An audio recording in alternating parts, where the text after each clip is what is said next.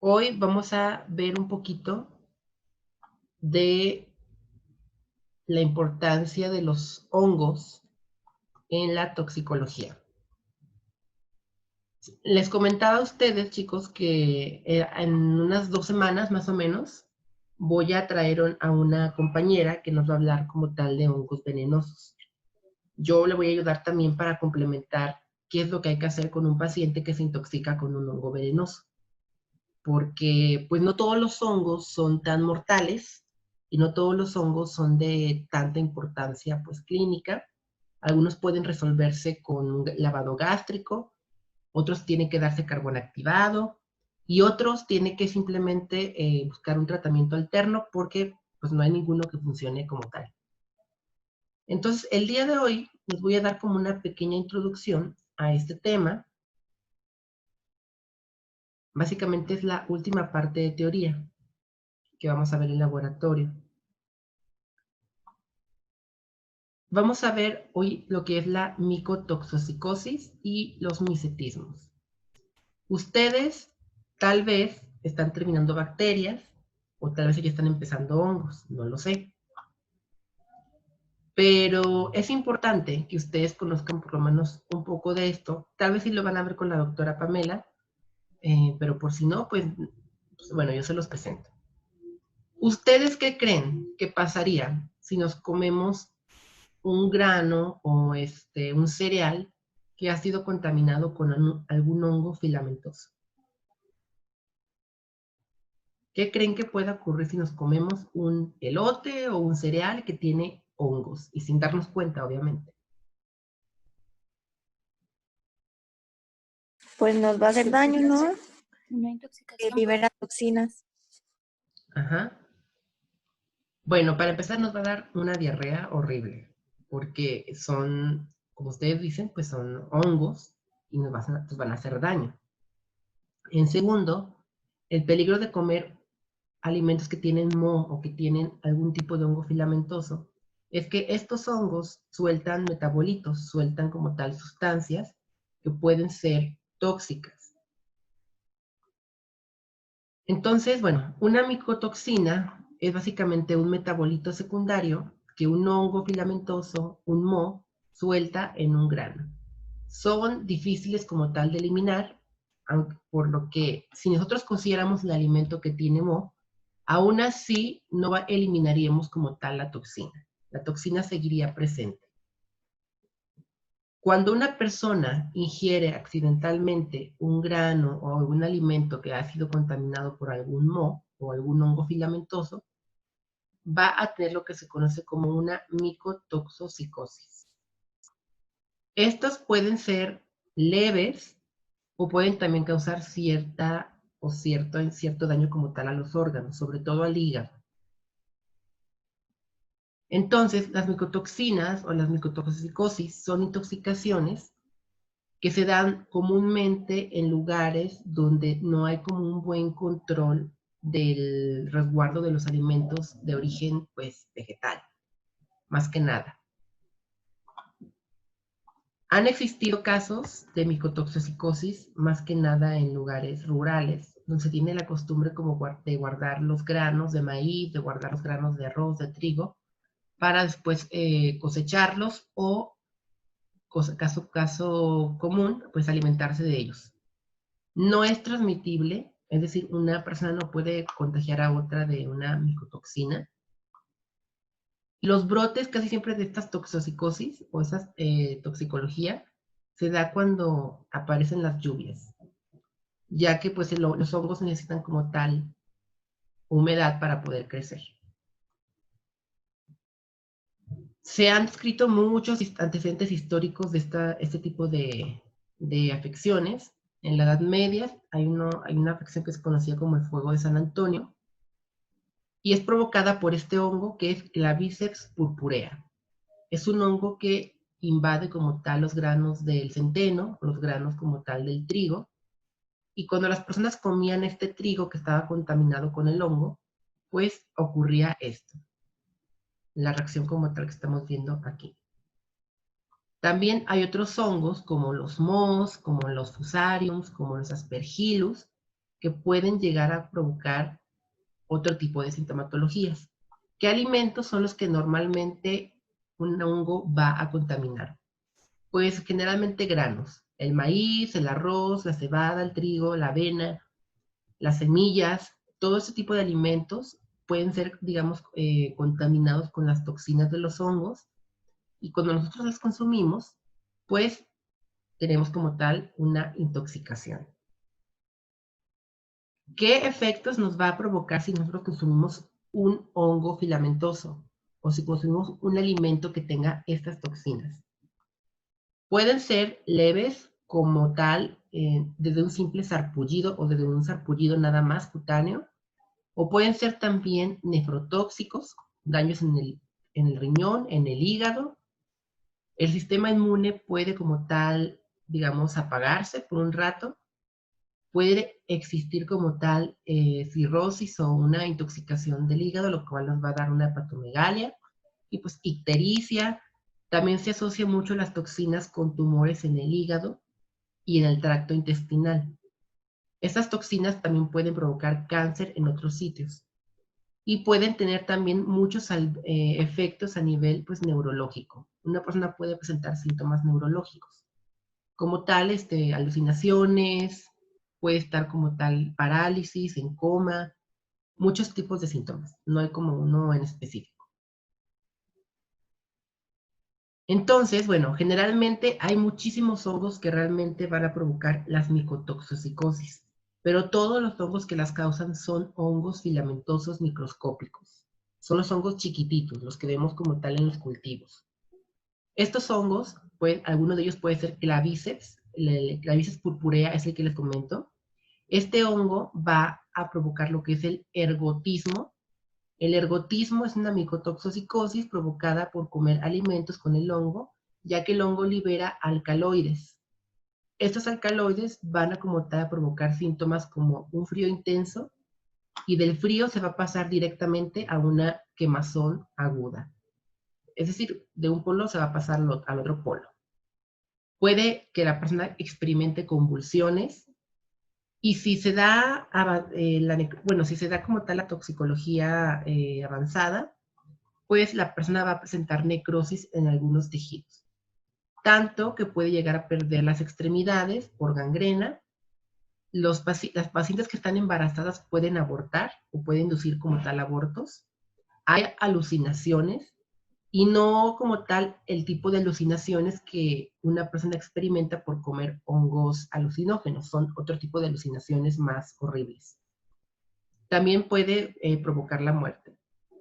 Ahora, si a ustedes les llegara un paciente con estos probables síntomas o que ya diagnosticaron que es una toxopsicosis por algún hongo filamentoso, ¿qué sería lo que ustedes harían? ¿Qué harían ustedes con sus pacientes si ya diagnosticaron y ya saben que es una micotoxosicosis? Ver una prueba de química sanguínea para pues ver su sistema inmune, cómo está, qué onda con los linfocitos y todo eso. Y pues como son síntomas y signos muy característicos, pues se acudiría principalmente a dar tratamiento lo antes posible, ¿no? Porque pues sí son muy fuertes esos síntomas. No sería, depende de los síntomas. Ajá, ¿qué tratamiento Pero, darías? bueno, o sea, si son síntomas leves como, bueno, no leves, pero por ejemplo, solo como alucinaciones o que experimenta cambios de temperatura, puede ser no sé, no sería No, como un lavado gástrico. intestinal, Podríamos gástrico. hacer un lavado gástrico, ajá. El problema aquí es que la toxina se almacena en algunos órganos. Entonces, a pesar de que tú hagas como tal lavado gástrico, si la toxina ya pasó a los órganos donde se almacena, no la vas a poder eliminar. Entonces, he aquí el problema de estas toxicologías, que son como tal difíciles de eliminar. El cuerpo tiene que de alguna forma tratar de eliminar esta toxina por su cuenta. ¿Qué pueden hacer? ayudarle al cuerpo a que no sufra daños en el proceso de que elimina la toxina. Pueden darle, bueno, por ejemplo, medicamentos que protejan las células del hígado o que protejan como tal los riñones, por ejemplo. En lo que el cuerpo También para solamente... evitar la Ajá, gangrena, ¿no? sí, exacto, para evitar también la gangrena. Tienen que ayudarle a hacer una diálisis, por ejemplo, sería un tratamiento pues muy agresivo, pero realmente es una buena opción para si queremos que la toxina sea eliminada lo más rápido posible. Ahora, ¿qué factores van a propiciar que una persona pues, contraiga como tal una intoxicación por estos hongos? Pues generalmente que las temperaturas donde ella vive sean de 0 a 45 grados, que sea cálida, que haya una humedad relativa, sobre todo a nivel ambiente. Por ejemplo, no sé, en Chiapas es muy húmedo, es un lugar donde hay mucha humedad porque es selva. Entonces, la gente que guarda o que tiende a guardar como tal, pues maíz o cualquier tipo de alimento, estos alimentos suelen contaminarse muy fácilmente. Y de hecho, muchos casos de toxicología por micotoxosicosis se dan en la parte donde hay humedad, donde hay selva, donde hay como tal este clima propicio para que los hongos crezcan. También, si no tenemos bueno, o si las personas no tienen como tal un buen control de plagas, también esto va a propiciar que se formen o que el alimento se contamine. Hay que recordar, ustedes ya lo vieron en micro, en teoría con la doctora, que muchas infecciones bacterianas y también por hongos son transmitidas por vectores animales, como los insectos. Entonces hay que tener como tal un control de estos. ¿Qué hongos son los que vamos a tener como tal de importancia a nivel toxicológico de esta forma? Tenemos al género Aspergillus, al género Fusarium, al género Penicillium, y también tenemos a otro tipo de hongos. Pero generalmente, ¿qué características tienen estos hongos en común? Son hongos filamentosos, hongos de moho. Aspergillus flavus, por ejemplo, va a producir aflatoxinas B1 y B2. Cada uno de ellos van a tener como tal una toxina en específico y cada toxina va a tener como tal un lugar en el cuerpo donde va a almacenarse. No todas van a como tal a llegar al hígado. Algunas, por ejemplo, pueden llegar a lo que es el aparato digestivo, a lo que es el intestino delgado. Otras pueden llegar a lo que es el riñón. Unas pueden llegar directamente a sangre. Entonces, de esto depende mucho como tal la clínica de cada paciente. Por ejemplo, en el ergoterismo veíamos que se provoca como tal lo que es una necrosis del tejido y lo que es abortos y alucinaciones. ¿Por qué? Porque la toxina como tal se almacena en lo que es el músculo, se va directamente al sistema nervioso central y también puede como tal llegar a lo que es el útero. Entonces, es como, dependiendo del lugar donde vaya la toxina, es como va a presentar la sintomatología, pues cada paciente. Bueno, hablando por las aflatoxinas, generalmente esta es una enfermedad X de los pollos, así se le denominaba en los años 60, y después como tal se demostró que Aspergillus flavus y Aspergillus parasiticus son como los que provocan esta micotoxosicosis. Están relacionadas muy frecuentemente con lo que es el cáncer de hígado, ya que se ha demostrado que son mutágenos en estas células. También son inmunotóxicos, por lo que el sistema inmune queda suprimido con las toxinas. Y en bajas concentraciones, de alguna forma aumenta la susceptibilidad del paciente para una infección secundaria. Las fumosinas, que es como tal producidas por los hongos del género Fusarium, son toxinas que están asociadas al cáncer de esófago. Entonces, estas toxinas van a afectar principalmente a las células del esófago y se dan casos más frecuentemente pues, en África y en China. Este hongo, Fusarium, afecta principalmente a lo que es el maíz, por lo que aquí también pueden darse casos como tal de este hongo.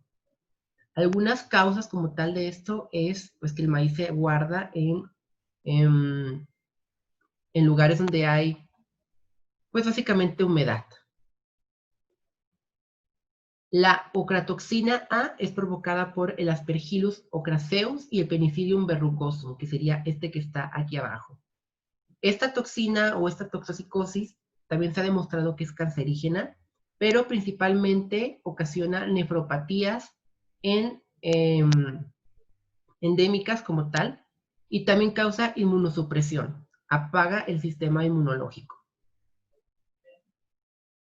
¿Qué alimentos son los que va a contaminar? Pues frecuentemente lo que es el trigo, el maíz, el arroz, las nueces, el café, y esta se da más que nada en el hemisferio norte, principalmente en Norteamérica es donde se da.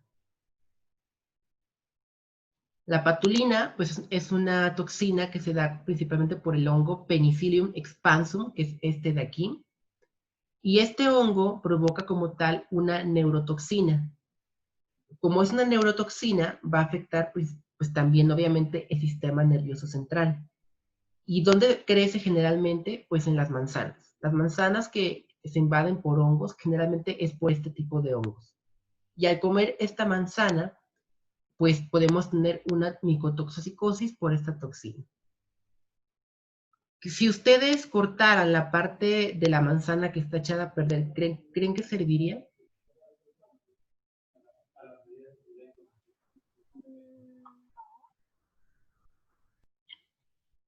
¿Creen que No, baste? ¿Creen que baste con cortar solamente esa parte que está echada a perder? ¿Sí, no? Yo creo que sí, ¿no? No. No, lamentablemente es el problema de las micotoxinas, que pueden expandirse aunque no esté el hongo como tal ahí. Entonces, es por eso que también estas toxinas o estos hongos son responsables de que las personas pierdan como tal una gran cantidad de cosecha, porque los alimentos pues no pueden ser consumidos, tienen que tirar básicamente. Y es por eso que las epidemias que ocurrían como tal en la Edad Media, pues dejaba a muchas personas muriendo pues de hambre por culpa de estos hongos. Entonces, bueno, cuando tengamos un cuadro clínico por una micotoxina, hay que recordar esto, siempre va a depender del lugar y de la toxina que sea. Ya vimos ahorita que algunas van a alojarse en el hígado, otras en los riñones, otras como tal en el intestino delgado, el esófago. Pero siempre puede haber como tal hepatotoxinas que producen una degeneración del hígado, hemorragia del parénquima hepático, puede haber también ictericia, anemia hemolítica, las transaminasas suelen elevarse muchísimo. Si ustedes quieren hacer un estudio de laboratorio, pues es bueno, como dijo Paola, hacer una química para ver si hay un daño como tal en los riñones o si hay un daño como tal también en el hígado. Puede haber pacientes que tengan episodios de temblor o de tembladeras. También puede existir leucopenia. Y dar como tal un antimicótico para estas toxinas, pues no es efectivo. Realmente no hay como, no, pues no. Entonces, bueno, aquí lo principal es ayudar al paciente a que elimine como tal la toxina. No siempre es tan rápido y no siempre deja como tal al paciente intacto. Hay pacientes que pueden eliminar la toxina y no pasa nada. Pero hay otros que les deja como tal una pequeña secuela en el hígado o en el órgano donde se ha alojado la toxina. Entonces hay que dar una desintoxicación pues bastante variable. Podemos dar, como lo mencioné, medicamentos que protejan el hígado o los órganos donde se aloja la toxina. Para esto hay que saber qué toxina es y también identificar qué hongo fue el que comió o qué fue lo que ingirió. Y en base a esto ya podemos dar tratamiento. Podemos dar hepatoprotectores, bicarbonato de sodio también, cloruro de colina y vitaminas del complejo B, que son como que nos ayudan como tal a desintoxicar también. Hay muchos tratamientos que generalmente se dan en las localidades y no hay como tal un estudio que respalde su efectividad, pero se ha demostrado que algunos tratamientos con herbolaria funcionan para este tipo de, de intoxicaciones. Para prevenirlas, bueno, básicamente necesitamos como tal informar sobre todo esto porque no es tan común que la gente lo conozca y evitar como tal la humedad en los cultivos, hay que rotar como tal los cultivos, hacer un control de plagas, tenemos que hacer un control de insectos y roedores. Entonces, bueno, esta sería como la parte de las micotoxinas. La parte de los hongos venenosos es otra parte distinta. Diferencias entre estas micotoxinas y los hongos venenosos. Bueno, las micotoxinas siempre van a provocarse por hongos microscópicos, hongos filamentosos. Las intoxicaciones por hongos venenosos se denominan micetismos. Un micetismo es cuando una persona ingiere algún champiñón venenoso, un hongo macroscópico venenoso. Casi todos los hongos que vemos como tal de este estilo pertenecen a la clase de los Basidium, bueno, a la división Basidiomycete. No todos son venenosos, de hecho, los champiñones que comemos no son venenosos, son comestibles. Hay unos que son tóxicos, como es el caso de este, que es muy conocido yo creo que por todos. Y es uno de los más bonitos también. Es alucinógeno, ¿no? No es alucinógeno, es como tal tóxico nada más. Te va a provocar una diarrea y una gastroenteritis, pues, fuerte, Y fiebre, pero ¿no? fiebre te va, digamos, a emborrachar, por así decirlo, pero no te va a hacer alucinar. Y tampoco te va a matar. No te va a matar este hongo, pero sí te va a provocar una intoxicación. Ahora, el hongo que estamos viendo arriba, este hongo sí es venenoso y este hongo sí te puede matar. Cuando comemos un hongo, tenemos que asegurarnos primeramente de que sabemos qué hongo estamos comiendo.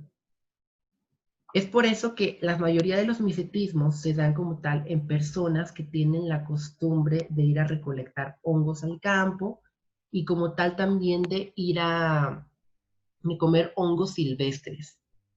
Esta práctica es una práctica que la usan mucho, sobre todo personas indígenas, personas de los pueblitos, pero el problema aquí es que muy pocas personas saben distinguir un hongo comestible de un hongo tóxico y de uno mortal o de uno venenoso.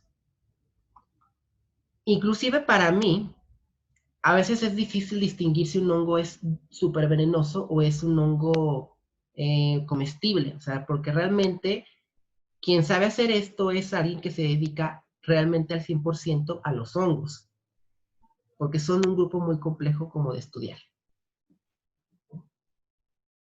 Generalmente, la mayoría de las intoxicaciones terminan como tal en un deceso. Hay un síndrome o un micetismo que es el más mortal, que es el micetismo faloidiano.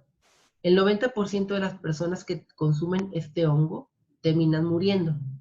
Y terminan muriendo porque, para mala suerte de ellas, no hay ningún antídoto. No hay ningún antídoto para la toxina. Las pocas que sobreviven es porque se puede como tal proteger los órganos a tiempo y evitar y ayudar a que la toxina salga rápidamente. Pero no hay ningún tratamiento después de que la toxina llega al lugar donde va a actuar para eliminarla. Entonces, aquí la peligrosidad como tal para este tipo de afecciones. Tenemos muchos tipos de hongos. Tenemos a las amanitas, tenemos a las amanitas muscarias, que es la que estamos viendo pues aquí, la roja. Tenemos a los hongos alucinógenos, que ustedes nos preguntaban el otro día también por ellos. También aquí son micetismos. No son graves, pero pues también entran dentro de. Tenemos a hongos que provocan síndromes hemolíticos, como es el Gelba esculeta. Tenemos a los hongos faloidianos, que son los más mortales, y todos y cada uno de ellos tienen un periodo de incubación distinto. O sea, no todos van a como tal a actuar en el mismo tiempo. Hay hongos que actúan en unas pocas horas Y hay otros hongos que su toxina actúa inclusive días después de que la persona los ha comido. Entonces, generalmente estos hongos que actúan días después son como tal los más mortales. Entonces, bueno, dentro de los químicos tenemos como tal a los péptidos, tenemos a las neurotoxinas, tenemos a los disulfuros orgánicos que son hemolíticos, tenemos a los irritantes gastrointestinales y a los efectos como tal antógos que son parte de los alucinógenos. ¿Cuál es el mecanismo de acción de las toxinas de los hongos? En el caso de las amanitas, la amanitina inhibe como tal a la RNA polimerasa, que es una enzima en la replicación. Tenemos a la faloidina, que inhibe como tal la síntesis del RNA mensajero en los pulmones. La psilocibina trae como tal efectos alucinógenos y psicotrópicos a nivel del sistema nervioso central y del encéfalo. Psilocibina y psilocina son los componentes que tienen los hongos alucinógenos. Ustedes se preguntarán si una gente puede sobrevivir a un hongo alucinógeno. Pues sí, no pasa nada. Si se comen un hongo alucinógeno, van a solamente alucinar. Van a ver las dimensiones más grandes, a lo mejor más chiquitas. Van a, De hecho, hay un comentario muy gracioso, que no sé si ustedes han visto en el juego del Mario Bros, que el Mario se come un hongo y crece.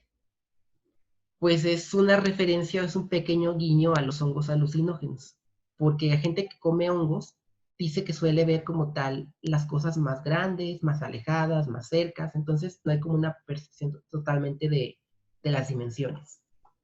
Tenemos a los hongos coprinos, que son hongos que provocan mesetismos, pero cuando se combinan con algún tipo de alcohol. No así solamente porque sí. Entonces, bueno, clasificamos a los mesetismos como mesetismos de latencia breve, que son los más leves, y los de latencia larga, que son como tal los más graves y que afectan los órganos vitales. El primer síndrome que vamos a ver, bueno, y uno de los que vamos a ver, no vamos a ver como tal ahorita todos, pero el primero de ellos es el síndrome delirante.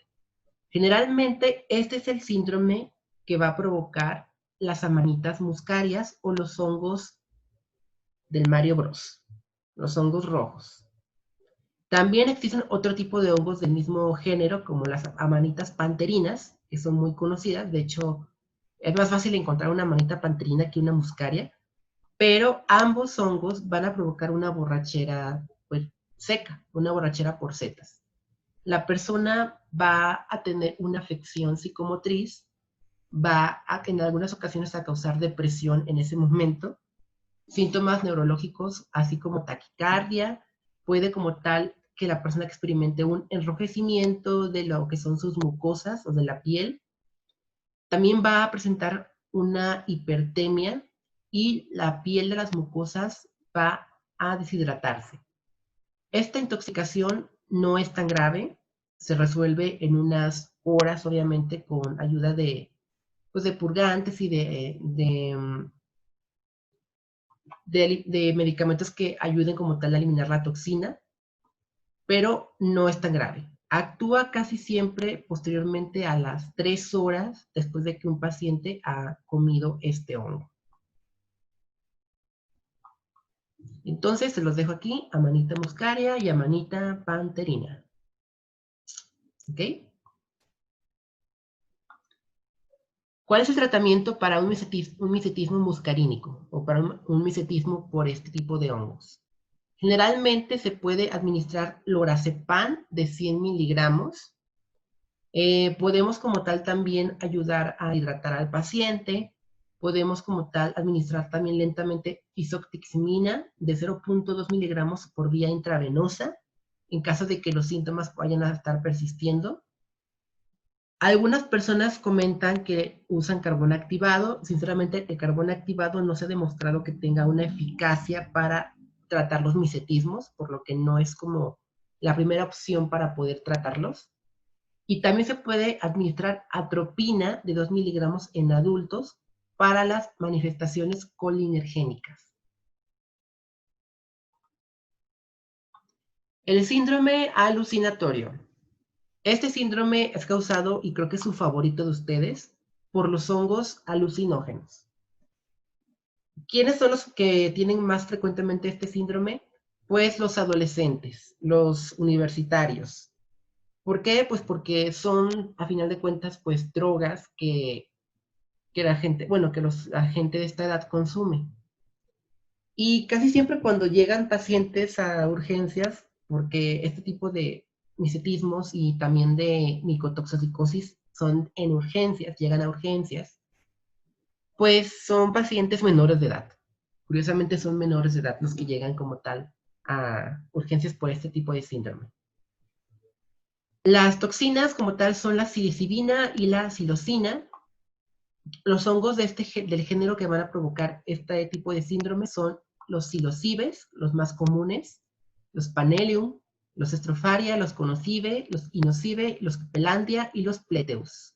Son todos los géneros que provocan este síndrome. Actúa la toxina posteriormente a los 30 minutos después de que una persona ha consumido como tal estas toxinas. Y hay un cuadro psicótico. En la psicosis tenemos diferentes tipos de manifestaciones. Tenemos tanto alucinaciones visuales, táctiles, auditivas, olfativas, tenemos euforia, hay una desorientación en el tiempo y el espacio, tenemos también ansiedad y puede también aparecer debilidad muscular que suele desaparecer a las 6 o a las 24 horas después de que ha pasado como tal el efecto. Generalmente no se ocupa un tratamiento para este tipo de micetismos porque la toxina se elimina rápido y no provoca como un daño importante a los órganos, más que los efectos como tal psicotrópicos. Y bueno, aquí les presento uno de los hongos, por si algún día lo ven. No se confíen, pueden estarlo confundiendo con algún otro. Pero este es uno de los psilocibes, es Psilocibe aztecurum, y es un hongo alucinógeno. Ahora, estos dos, preguntas, chicos, comentarios hasta ahorita.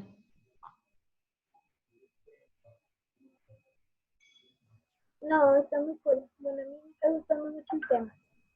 ¿Mande? Me está gustando mucho el tema. Está interesante.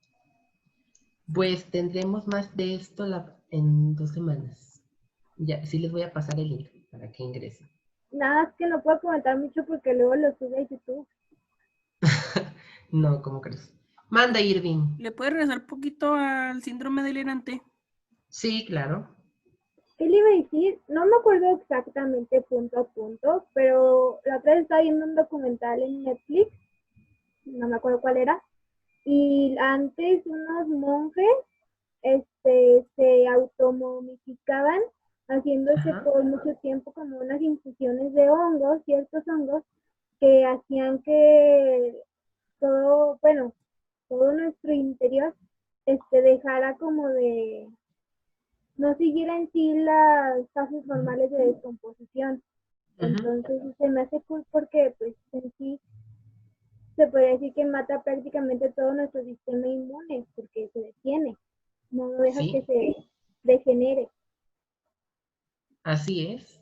De hecho, bueno, ustedes ya en la naturaleza, a lo mejor es que, bueno, a mí me gustaría mucho ustedes a llevarlos como tal un día a que vieran pues los hongos para que nos reconocieran ustedes, pero pues eso es solamente en época de lluvias.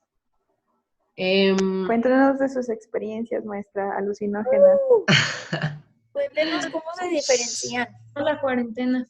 ¿Qué se siente? A ver, cuéntanos. Nos puede llevar todavía. Cuéntenos, sí. Sí les No cuento, decimos pero... nada. Ay, muchachos. No, ahorita no puedo decirles. Pero bueno, un día les contaré. Al final les cuento. Ay, no, pues ya Pero no. sí les cuento, nada más hay que terminar. Ahorita debemos lo que Mejor falta pause y- la grabación y cuéntenos. Y luego ya la pone otra vez. A ver, bueno, deja la pausa. Un momento. Gracias. Pues nada, chicos, los hongos son muy padres. Solamente los probé una sola vez y cuando estaba en la universidad. No es cierto. Sí, es cierto, Mili. Solamente una vez y sí tiene como tal ese efecto. Pues no es como un efecto tan extremo como mucha gente piensa. Solamente si te sientes como de repente viajando en el tiempo así. Entonces, pues el efecto dura como unos, ¿qué será? Una media o, no, 1 hora, 2 horas a lo mucho. Y después ya como que se va bajando. Pero es algo que, por ejemplo, muchos de mis compañeros de la universidad, pues hacen todavía. ¿Es peligroso? Sí, es peligroso porque, como les menciono, no todos los hongos son alucinógenos. Y hay unos que pueden ser venenosos y la gente, si no lo sabe reconocer, pues puede morirse. Sí, es por eso que el peligro como tal de consumir hongos, pues silvestres. Bueno, vamos a ver lo de ¿Y los sabía síndromes. feo? Pues un champiñón básicamente crudo. Ah, ya. ¿Y era parecido Bueno, al que nos comemos o era también así como de otro color? es parecido, bueno, físicamente no es nada que ver, pero del sabor sí es muy parecido. No igual, pero sí. Como tal, Maestra, ¿y si se cose ya no funciona? no, no, sí, no se elimina la toxina. Ahí me odio, no se elimina. No, pero por ejemplo el alucinógeno, si se cose ya no funciona. ¿O cómo? No, sí, todavía sí funciona. Sí funciona. Bueno, chicos, estos dos síndromes que son como los más conocidos, hay otro tipo de síndromes más conocidos a este. Ya si quieren unirse para saberlos, les invito en unas 2 semanas a que se unan a la clase. Em, Vemos ahorita las intoxicaciones de latencia pues larga. Estas son las más graves y generalmente aquí los pacientes, el 90% suele morir. Estas intoxicaciones tienen un periodo de latencia más largo, más prolongado, generalmente más de 6 horas. Inclusive pueden pasar días, como se los mencioné, para que una persona presente algún síndrome o algún tipo de síntoma. El primer síndrome es el síndrome giromítrico. Este es muy raro, ya que la mayoría de los hongos pues no se encuentran como tal en esta zona como tal del país. El hongo que se asocia como tal a este síndrome es Giromitra esculenta, que sería este que estamos viendo aquí. Y ahora, la ventaja también de este es que este hongo puede ser comestible sin peligro siempre y cuando se cosa también y el agua se deseche. Entonces, es una ventaja como tal de este hongo.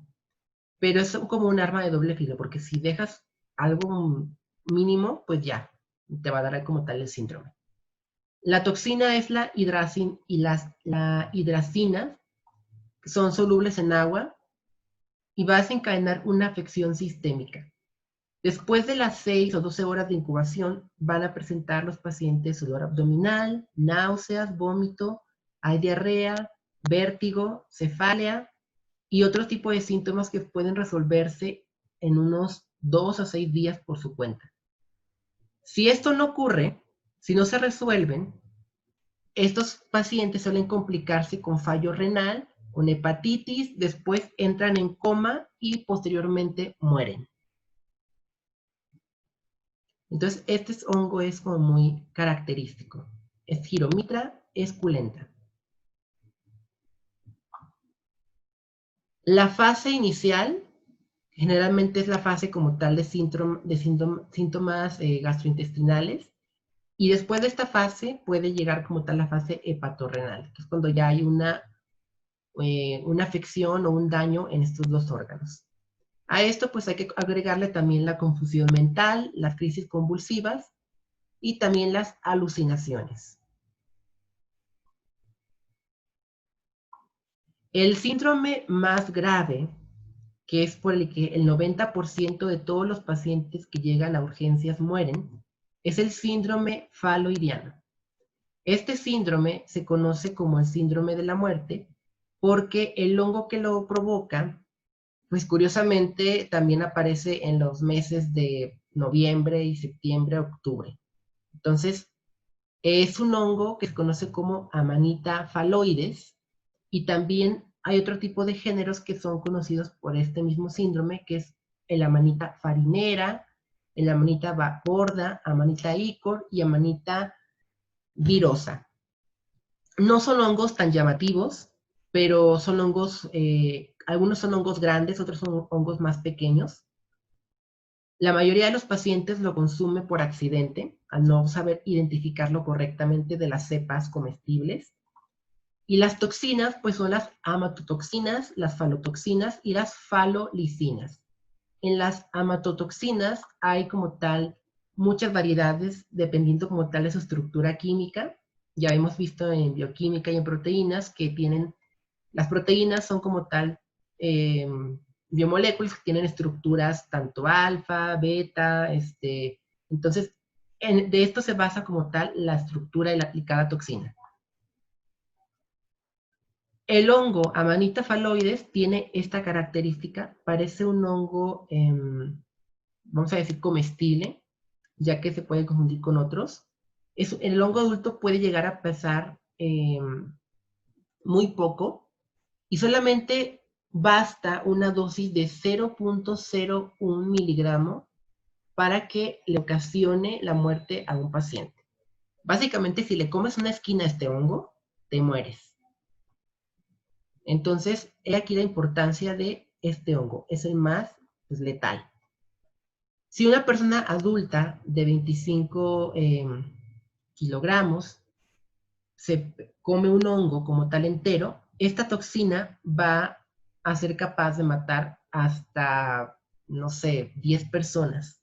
En un solo hongo puede matar hasta 10 personas. Entonces, es como la importancia. ¿Qué ocurre? Cuando comemos este hongo, se va a inhibir el proceso de replicación del ADN. Va a inhibir unas enzimas, que es la RNA polimerasa 2, y por lo tanto la síntesis a proteínas se va a interrumpir. Esto va a provocar lisis celular, y el hígado o los hepatocitos y los enterocitos son los más afectados por esta toxina. Como tal, su periodo va a ser en 3 partes. Tenemos al periodo de latencia, al periodo coleriforme y el último periodo, que es la fase como tal hepática. El periodo de latencia, que es la primera etapa, es cuando comemos el hongo. Tenemos un aproximado de 8 a 12 a 24 horas sin que haya como tal algún tipo de síntoma. Generalmente a las 24 horas hay un síndrome diarreico característico con diarrea intensa, la diarrea es fétida. Es un cuadro muy similar a lo que es el cólera, entonces también puede confundirse con este tipo de infección bacteriana. Existe también la cefalea, el vértigo, calambres en las articulaciones, en las manos, en los pies, en el abdomen y convulsiones. Después de 24 o de 36 horas de este síndrome, este va a desaparecer, los síntomas van a desaparecer por sí solos, y es cuando entra la última etapa y es la más grave. En esta etapa, antes de que terminen como tal los síntomas, aquí en la etapa coleriforme, es cuando podemos dar tratamiento para salvar al paciente. En esta etapa podemos darle hepatoprotectores para proteger los órganos de la toxina. Si protegemos los órganos, la toxina va a salir del cuerpo y el paciente puede que sobreviva. Si no le damos un tratamiento para proteger sus órganos, pues la toxina se va a acumular, y una vez que se acumula en el órgano, ya no hay nada que hacer. Suponiendo que a este paciente no le dieran tratamiento, van a pasar aproximadamente 6 días o 7 días sin ningún síntoma, y posteriormente van a aparecer una hipertrofia hepática, va a aparecer ictericia, hemorragias, va a haber albuminemia, hematuria, va a haber un trastorno como tal de la conciencia, euforia, arreflexia, va a haber parálisis como tal en diferentes partes del cuerpo. El paciente va a entrar en coma y va a morir por falla multiorgánica después de 8 días. Entonces, el tratamiento tiene que ser precoz antes de que la toxina llegue a los órganos o se empiece como tal a acumular. Tiene que ser en la fase de latencia o máximo en la fase coleriforme. Y como último, tenemos aquí otro tipo de amanitas que son muy conocidas, sobre todo en los lugares donde hay bosque, donde llueve mucho. Son las amanitas verna y la amanita virosa. Ambas amanitas son como tal mortales, pueden provocar un síndrome faloidiano y es importante que ustedes siempre recomienden a los pacientes no consumir ningún tipo de hongo silvestre, porque no es algo como tal que puedan ustedes como médicos tratar tan fácilmente, sobre todo si no tenemos la identificación precoz. Sí, Paola.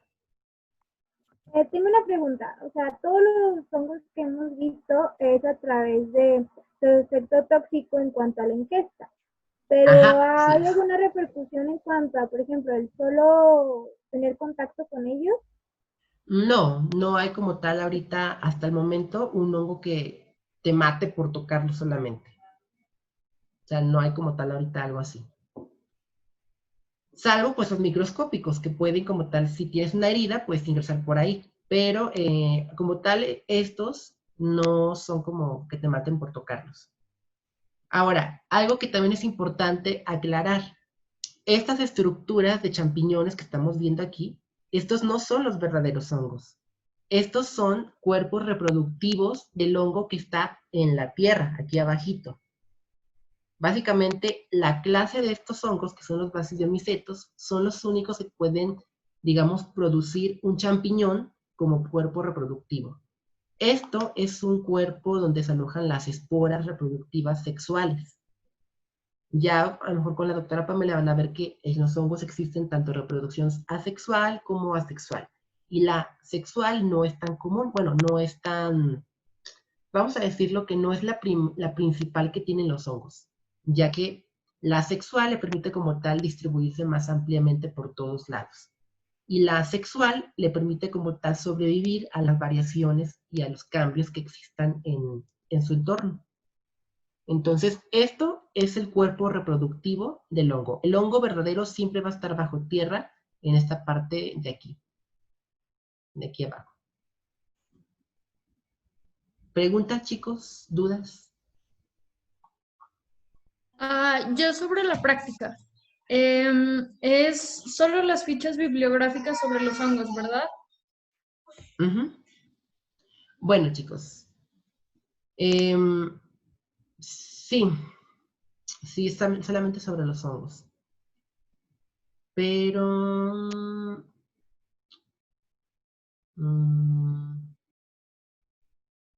si estamos hablando de la práctica 13, ¿verdad? De la identificación de las colonias. Sí. Sí, solamente van a identificar las colonias y ya. Es todo. ¿Y es identificar las colonias de lo que nos creció antes? Ajá, sí, de lo que les creció a ustedes en su cultivo pasado. En la práctica 12. Ok, ya. Gracias. Lo poco o mucho que les haya crecido. Ok. ¿Nos va a mandar su presentación? Sí, ahorita se los voy a mandar conmigo. Bueno, gracias.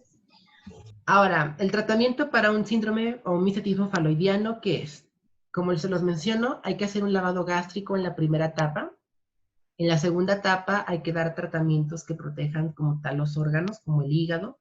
Puede ser administrar hepatoprotectores, complejo B, podemos dar suero glucosado para mantener como tal hidratado al paciente también. Tenemos que hacer diálisis en el caso de los pacientes para que la toxina como tal salga lo más pronto posible. El carbón activado, si bien también se ha utilizado, no ha sido al 100% efectivo, entonces no es como lo principal que tienen que enfocarse. tienen que ayudar a proteger los órganos de un paciente solamente y ayudar a que el paciente elimine la toxina de su cuerpo. Podemos dar silibinina, que en dosis de 5 miligramos vía intravenosa durante unas durante unas horas seguidas. Después podemos dar penicilina G en caso de que haya una asimilación de las aminotoxinas. Y no se recomienda utilizar la aplicación de ácidos teicoicos para proteger el hígado. Aquí tenemos otro tipo de hongos que pueden provocar síndromes faloidianos, como Galerina marginata y Lepiota brunei carnota. De hecho, este sí lo conozco. Una vez casi me muero por consumirlo. Pensé que era un hongo comestible y pues resulta que no lo era. Por poco lo consumo y ya no estaría aquí. Entonces, bueno, esto es realmente muy interesante, muy complejo también, pero también es importante que ustedes lo conozcan, porque como ustedes médicos del servicio social en unos años, probablemente si los mandan a un pueblito donde llueva mucho, se encuentran con este tipo de intoxicaciones. Y tienen que saber qué hacer, básicamente. Entonces, esto básicamente es lo que veríamos de micetismos y micotoxinas. No sé si alguien quiera comentar algo.